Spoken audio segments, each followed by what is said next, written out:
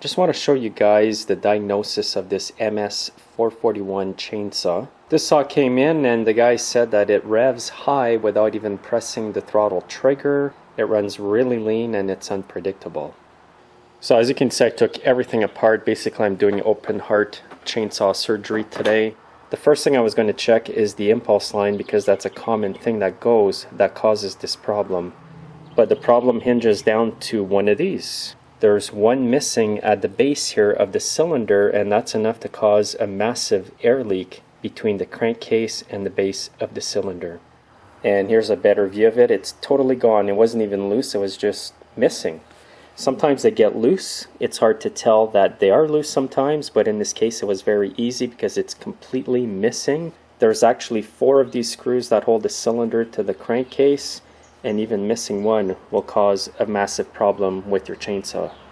At this point here, I did find another screw that I had in my collection. I'm going to clean it up, install it. I don't think I'm going to have to replace the base gasket at this point. If I do have to replace it, I'm going to have to remove the whole cylinder head off to do that. What I'm going to do is basically just put this screw back on, then do a leak down test, and hopefully everything's good. I've ran into this problem before, and simply retorquing a new bolt and the rest of them as well fixes the problem.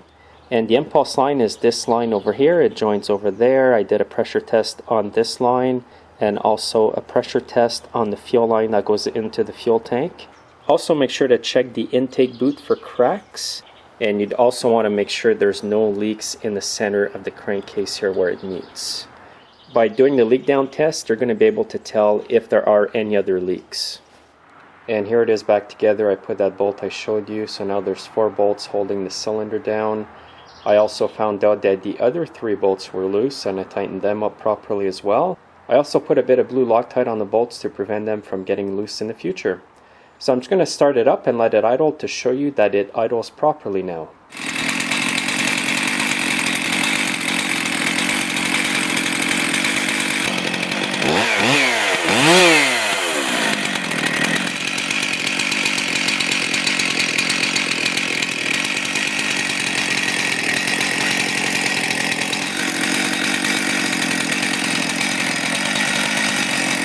If your saw is over revving without you even pressing the throttle trigger, it could well be that the cylinder bolts are loose or some are missing, like on this chainsaw here.